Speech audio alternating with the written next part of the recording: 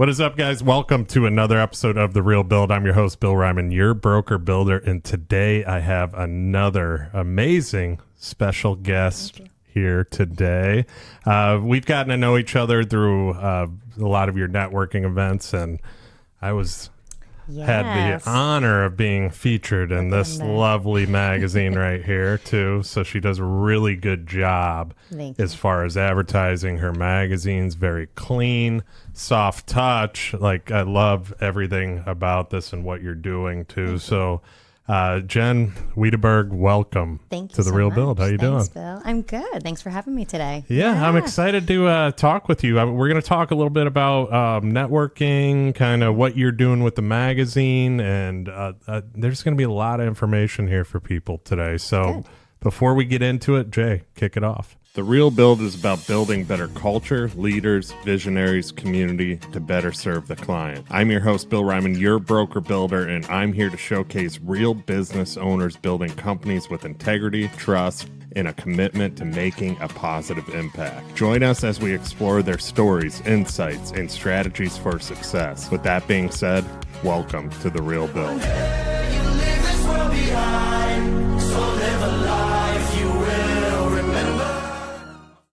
I want to, before we get into, Paradise Coast and everything that you're doing, let's talk about who you are. So who is Jenn? Talk about it a little bit. Okay, well, where to start? I am a mother. We were just talking about that off air a bit. I'm a mother of a near 13-year-old boy, turning 13 in a month here, not even. Middle schooler at Gulfview Middle School, so local school. Great boy. He's looks like he's more like 16, 17. Everyone thinks I had him quite young, given that. And I've had quite an interesting background. So from the Northeast originally, grew up New York, New Jersey, school in Connecticut, bounced around a bit all over the place. I started my career actually in finance, but that was, I'm dating myself now. You ready, Bill? That was around the time, unfortunately, of 9/11. So that did not pan out for me in a number of ways. And so somehow morphed my career into advertising. I had a friend join a startup, fell into advertising more or less. Moved across the country to Seattle with a big high-flying digital advertising firm at the time, when they were all newbies, again, dating myself. I was acquired by Microsoft, big business out there. That was one of my main clients. And then with that, moved with a different ad agency that ended up moving me overseas. So I got experience in Europe. I was living in London, and then experience in Asia. I was living in Singapore. And then personal circumstances brought me back to this part of the world. I own some property near my parents. That seems to happen quite often. So followed my parents this way from Singapore to Southwest Florida. That's probably not a common journey, I guess. But yes, as we were talking about, owned a property in Naples towards Marco Island. And got to know the area very well, not only upon that move late 2019, but my parents, as I told you, offline, had been there since 99. So we've seen, Naples and Marco grow and seen it in many different iterations, But obviously, as you know, it's different. Actually, living here and also living here year round versus being a snowbird or tourist, of course. So in the past 5.5 years, have learned a lot more about our Paradise Coast than I had known before. Yeah. Oh, I can only imagine, just because of the amount of people you're meeting, the amount of people in this magazine alone, and just. Yeah. The restaurants, all that kind of stuff. You're kind of that go-to with all of that. And it's talk about the magazine a little bit too, of how this kind of took shape. How did this start? Sure. So I was, once I returned to the U.S., I was working remote. Was intending on taking a bit of a sabbatical when I first moved back, because most of what I did in advertising was, New York or Silicon Valley. So let me just kind of get my feet here and take a little bit of sabbatical. COVID hit. So working remote, I was working for Facebook and TikTok.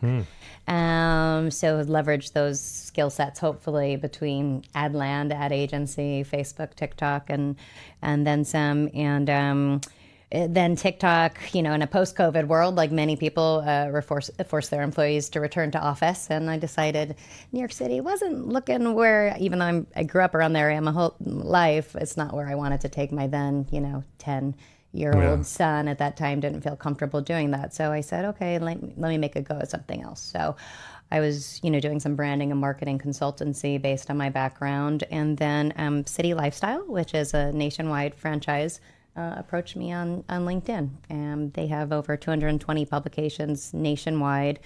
The whole intent of their business, their platform, their publications are to give local businesses, a nice platform to position themselves. And like you said, to not only advertise themselves properly, to network and to get their brands out there. So I bought into what we branded as Paradise Coast City Lifestyle franchise.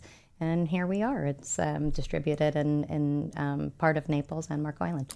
I think where you guys stand out a lot too is, and going back to your experience, like I never knew you were with Facebook and TikTok, so that right there was a huge leap in kind of your in life as far as your career and everything too, because I think that having that experience has probably helped push this forward too, because you're great on social media. Oh, thank you. I hope so. Yeah, and that's I could be better. It's interesting because when I worked at those companies, I worked on the product marketing side. So my team was taking products from product and engineering and developing go-to-market plans with consumer marketing and sales teams to say, okay, this is how you need to sell it. This is how you need to position it, measure the effectiveness of their advertising products, for example. So I didn't actually manage the social media campaign. So I have to tell you, so thank you for that compliment, because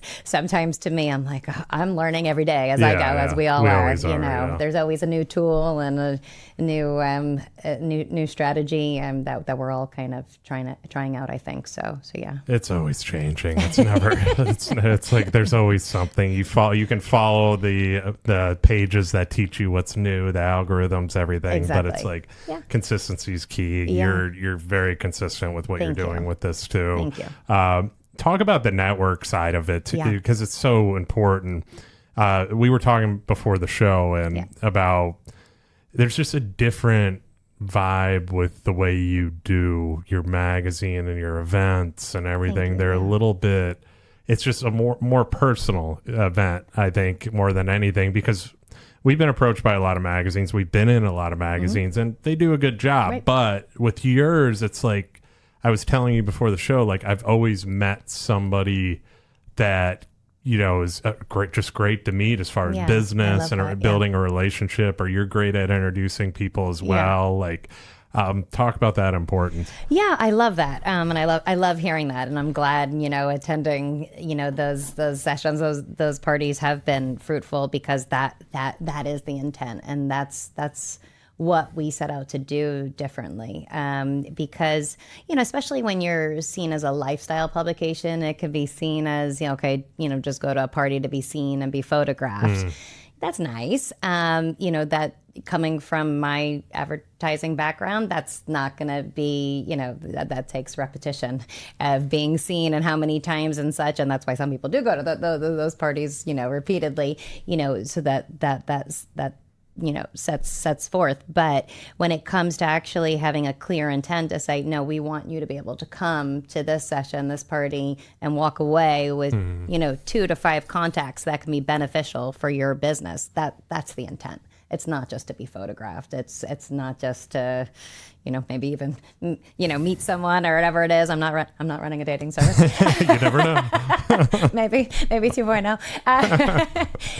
But that is the intent. I want to make sure, because I've been very fortunate, and I want to give that back to people. Like my advertisers are great. Our advertiser community is awesome, and it was very hard getting this off the ground, because I tried to get this off the ground last summer, and then as we all know, last summer have been more challenging summers than in recent years in a post-COVID, post-hurricane landscape. And so really,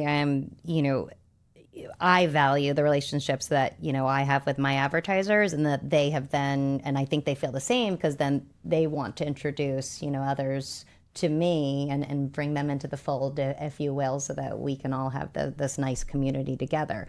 And so therefore, I'm always trying to think about, okay, how do I go above and beyond this to make those other relationships work for my partners, for my advertisers. I think what just sets you apart right there is you just said, I have relationships with my advertisers. Yeah. So it's not a money grab to you. Yeah. It's more about building that long-term relationship with them too. And we're very similar as a company. Every client we have is a long-term relationship. Absolutely, yeah. And you don't see that, unfortunately, you don't see that a lot with magazines and marketing, and a lot of it, because I get approached all the time too. And we're very like, is this worth it? Is this going to be worth it too? But it's like with you in these events and meeting people, I mean, I hired somebody from an event. That's right. From one of your events. Yeah. And it's like, what are the odds of that? And it's like, you have the right people there. And from the first event too, I remember like just going there and the people there and talking and the conversations that led to other conversations and introductions. It's like, you're doing it right. Thank you. And even with this, like, promote this issue again. Like doing it with, here's the ladies. The ladies in May. This is our new one in July, Travel Explorer. Yes. Which is awesome. Yes. And then we had and this that was issue April, here. yeah. So, I mean, just the connections of these people, and a lot of these people are going to be at the events, but how you do it, too, like I got to meet all these guys. They're all great guys. The shoot was awesome. It was fun. We all had a good time, and then there was an event after. Yeah. It's just awesome what you're doing. Thank you. And again, that's what I love to hear, because, I do enjoy, as we all know, there's the business side of everything. We've all got bills to pay and kids to feed. But you get to be a little creative with it this way too. So for me, the relationship and the creativity part, I'm glad it shows, because, with that cover that you were on, and, we got to do some creative product placement stuff. And then from there, that can spin off into other relationships, because some people in here are just starting their businesses. And so that's really important for them to make those connections. And you never know what, a conversation could lead to. And then that one conversation, for a gentleman on this cover has led to, 2 or 3 different opportunities in terms of growing his business. So I love hearing those stories. I love hearing you hiring it was our May ladies party. I just had a new advertiser in the July issue, Forever Lawn, his very first ad. Someone saw the ad and he said, "I want to come work for you." He's like, and we created that. We develop ads too. That's awesome. And that's the beauty of the franchise and being able to balance that a little bit, because we have great back office operations from our headquarter office in Kansas City, and then we get to run everything, drive everything locally here. So yeah. Yeah, it's awesome. I mean, I know you have some funny stories about what this magazine brought too. Yeah. So, I'll let you get into some of those, because it's you got a lot of great guys together, different businesses. It was cool. It was great meeting all these guys as well. And getting together with them, and from doctors to guys that make sunglasses to dentists. Julio and I talked the whole entire event too. Yeah, and I love that. And he's a great guy. I've gotten to know him, and I'll probably get my teeth cleaned by him. So, well, he is the chosen dentist. They are the chosen dentists of FC Naples too. Actually, there we go. And see, it was that connection too. So I had been working with FC Naples. They were an early advertising partner, and kind of made some introductions there.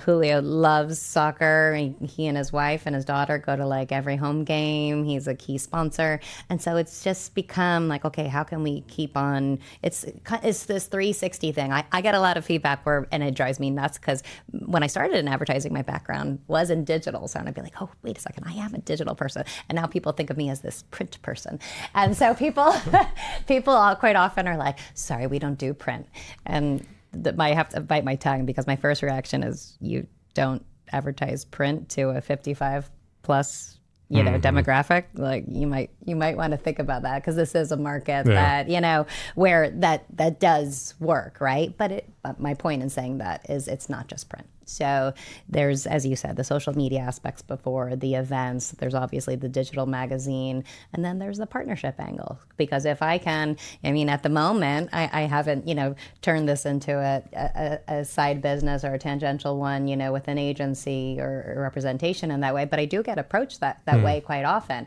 So right now, you know, that's the value, the added value I hope I'm bringing to my advertisers by providing kind of those obvious introductions and sometimes beyond introductions, kind of, as I said, value add free of charge. So yeah.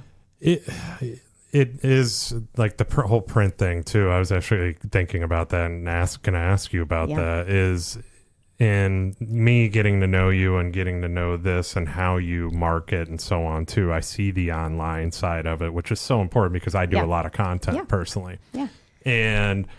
But the print part of it, you know, a lot of people say print is dead, but you are spot on, because with this issue too, I had a lot of past clients text me and be like, hey, I saw you in an issue. Hey, Bill, congrats.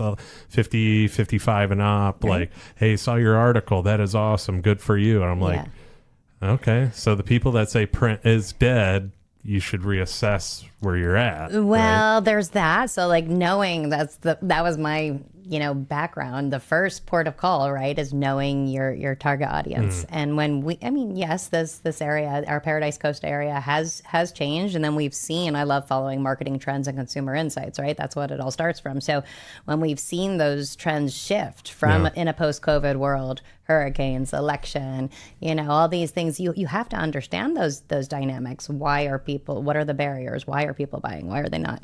And once you can understand that, I mean, the other reason why I bought into this, quite frankly, is because it's a targeted publication. So what that means for everyone is, and we're not subscription. We buy list data, and we buy it based on, you know, home value. And that could be a funny one, because people are like, wait a second, my home is valued. And so it's we only mail out a certain amount. There's modeling that's done. So we're mailing out 7,500 publications to residences, 500 to businesses. And those 7,500 residences, you know, it's crossed over with USPS mailing routes. But, you know, you're trying to ensure that the people you're sending the magazine to have purchase power. Because let's face it, sometimes someone's getting a magazine subscription for free, maybe, you know, buying a home or something like that. It happens quite often, right? Yeah. Or they're, you know, it's discounted from $12.99 a year for a subscription to $199, you know, for the first year, what have you. So when you look at all those metrics and those insights, I think it makes sense. And people love hearing like local stories, local hero stories, you know, if you will. So it's a nice combination. You got a lot of funny ones from this magazine, so let's hear some of the funny. Well, yeah. I mean, there's always interesting ones. I love the people side of it. I mean, you even said, you know, with this cover, the June Gents issue. I mean, I have to tell you, I mentioned the fact, like my inbox and my DMs and my text messages were blowing up, you know, asking which one of you guys were single, and I was like, I'm sorry, none of them. So next time, send me some single gentlemen for next June Gents cover. Speaking to the dating service again, we'll rely on top of it. So no, that was it. It was funny. It was like for a month, I swear, they were like, beautiful cover. Who's single?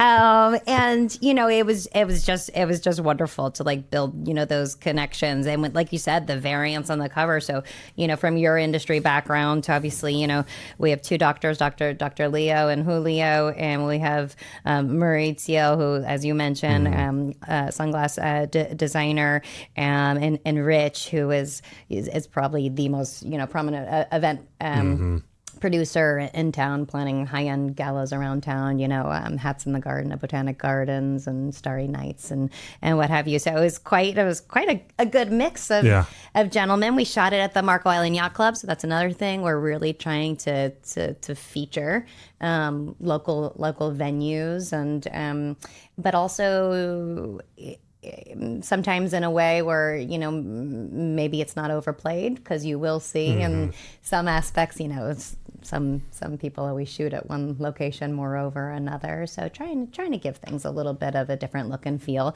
But the intent, right, is it's as you can see, as your listeners can see at the moment, your viewers can see. I mean, it's right now, it's not a huge publication. Yeah. So it's 36 to 40 pages. It will grow maybe to max like 56 in size.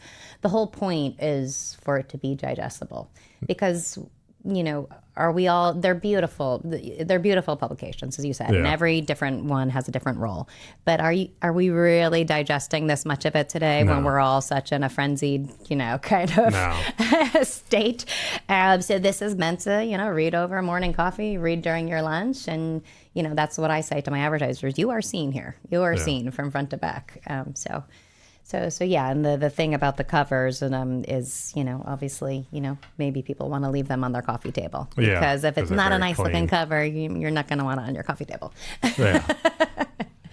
No, I love that, and what you said too. Just it's clean. It makes, you know, and you are right though. In a social media world, in a world where everybody is quick to jump to the next thing. I mean, Instagram, you're scrolling. A lot of people don't even hit the like thing anymore because they just want to keep moving. Exactly. Yeah. You're grabbing attention within 3 seconds. I think the first 3 seconds, right, and it's like when you, even with magazines, you have to. It was great to hear. I mean, it's interesting to hear that perspective from you on even on a magazine cover to do something that grabs attention. Yeah. You know, the colors, the setup, this grabs attention. This grabs attention too because the colors. I mean, even this, like you talked about with the blue sky and then the lighting on this with the sky and the sunset in the back, like it grabs attention and it looks good sitting out. Thank you. Yeah. So those are such key factors in what you're doing too. I love how you target the audiences as well. That's huge because to send it out to everybody, not everybody's going to want it. Not everybody. Exactly. It's a lot of wasted print material on your part, and it just it makes sense. The whole thing makes sense too. So you're doing a really good job with it. Thank you very much. Yeah, no, it's been fun. It's you know, it's been a challenge, as you know. One, just generally, you know, getting a business off the ground. But then, you know, when there is a competitive landscape in a seasonal market and such, you know, there are challenges that come with that. But learning as we go in that respect. Yeah, it's business. There's a lot of education and a lot of conversation. So I love these conversations, just general marketing conversations, and I'm always happy to geek out on that a little bit to, you know, debate some of those things. What I always say to people is it's you should have a diversified marketing mix just as you diversify your financial portfolio. Yeah. You know, okay, if you're solely a mutual fund guy, fine. That's you, and you want to try that with advertising too. Okay, well, you know, good luck with that, with the safe bet, but you're not going to maybe get as much of a return on that. But if you test here and there, and so it's always kind of having those conversations. There will sometimes be conversations had where people say, "Oh, well, I advertised last month, and you know, I only got, you know, five leads in from that." I'm like, well, that's actually pretty good. That's actually very good. Yeah. Like, did you close them? Yeah. That's great. But you know, but it's also not comparing apples to apples sometimes, because people try to compare a print ad to a Facebook ad, you know, and we used to educate clients on this ad agency side long again, dating myself, you know, when social media first came out, Google and search platforms first came out, everyone, you know, I had Fortune 100 clients saying, yeah, oh, so I should just shift all my budget to Google. No, because you are launching a new product. So how are they to know to search for this? If you're going to buy all generic keywords in that field, you're going to be spending even more money than you would have on driving brand awareness and a print ad where you know your target audience is. So it's like, you know, they feed off each other. You see, and I'm not just saying print. You drive down and you see a billboard on 41, and you'll drive by it. You know, maybe that's your route every day. Work. You drive by it 5 days a week, and then all of a sudden on Friday you're like, oh wow, I need to see a dentist, and all of a sudden you're like oh okay, and then it's that recall. So how strong was that ad on that billboard when you're driving by that you recall and you search it in Google, and Google gets credit for you signing up for an appointment. and that's the way it works. And now when people have a lot of, like the Fortune 100s have a lot of marketing budgets, then they can conduct research to say, okay, well, did you see anything, do you recall seeing any other ads before you searched? And then they're like, oh wait, yeah, I think I did hear a radio ad. I think I did see a billboard. And so then you have that proper research. In small business landscape, that's not as easy to do. So that's why you see a lot of people jumping only to, it like is a dagger in my heart. Even though I worked for both Facebook and TikTok, because I come at it from that purist kind of standpoint of product marketing, when I hear people give the advice here to brands, especially, marketing to the audience that is here, as we said, older, and they tell them to only be on Instagram, TikTok, and Google, I'm like, oh my God, okay. So yeah, providing that mixed approach, I think, is best. Well, you are, and that's the thing with you, is it is such a mixed approach too, because your social posts are great, and you consecutively post too, like you were tagging me and stuff through the issue, and it goes a long way too. Thanks. For the people that are watching this. It does work. I mean, I can say, to an extent, some of it doesn't, but I think this does, because it's cleaner, it's easier to read, it's easier to follow. And I think if you were this thick, and that's that difference I think we talked about. Yeah. But what do you say to somebody like, that argues with that says, print's dead, I don't want to do print? I will talk about some of the things that we just discussed. I will highlight those. I'll start to ask them questions. Yeah. Oh, sorry. Can you remind me of your target audience? Yeah. And why do you say print is dead? What has been your experience with that you think that, or what are their expectations of that? So again, if they're thinking of it as a again, apples to apples to compare, like lead generation, digital, where what we call in advertising, it's all getting last click attribution, versus what we call above the line marketing, magazines, radio, TV, billboards. It's not fair, but in the long run, you might be sacrificing, awareness of your brand, perception shifting. You might need relevance, all of this stuff. You might get the short-term buyer, or the one-time buyer. I always position it kind of as like, the Groupon, Groupon of advertising. Yeah, you'll get them in, but how loyal are they? So are they a lifelong customer of yours, or a high value customer of yours, or are they just coming in for, 25% off whatever service one time that you're offering? So that's kind of, those are kind of the conversations that we have. And then at the end of the day, you can only force it so much, and they need to figure it out. But then it does get me thinking about all the education that needs to be done and the partnerships that I create. So, do I need to partner better with marketing agencies around town that are consulting their clients in that respect?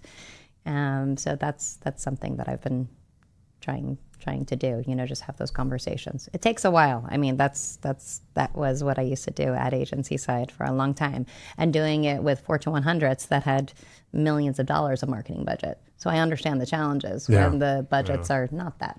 Yeah. I mean, in marketing in general, no matter if it's online marketing, whatever, you really have to sell yourself in marketing. And the benefits with you, like we talked about, that I see is the network alone is great. Like I said, I hired an employee off one of the meetup. Yeah. The last one we went to. A testimonial coming our way, Bill. There we go. And even the last meetup too, we weren't there long because we had our son, but it was great because just meeting people, the brief time we were there, the connections, just the guy you introduced me to that owns Leo Sod, and just those small connections that are made to, grow a culture within Collier County, and I think that's what you're kind of doing. You're bringing good people, good businesses together. So I commend you on that. Thank you so much. Yeah. No, it's been fun. It's as we said earlier, a challenge every day, but that's why they pay us the big bucks. Yeah, exactly. But no, this has been awesome. I Yes, really thank you. appreciate your time. Thank I you really for having me. appreciate the magazine. I appreciate everything you do too. And, our relationship and meeting each other, it's been great too. And the connections that you've also made as well. So appreciate you. Thank you. And taking the time to do this today too. Thank you. It was a lot of fun. Thank you. Yeah. So everybody watching and listening, you know the routine. We will be live Tuesdays, Thursdays at 5:00. So if you didn't catch the latest episode, you can go on YouTube, any social media platform. They are there. And with that being said, thank you. And we will see you guys on the next episode. Thanks, everyone. The Real Build is about building better culture, leaders, visionaries, community to better serve the client. I'm your host, Bill Ryman, your broker builder, and I'm here to showcase real business owners building companies with integrity, trust, and a commitment to making a positive impact. Join us as we explore their stories, insights, and strategies for success. With that being said, welcome to The Real Build. You leave this world behind.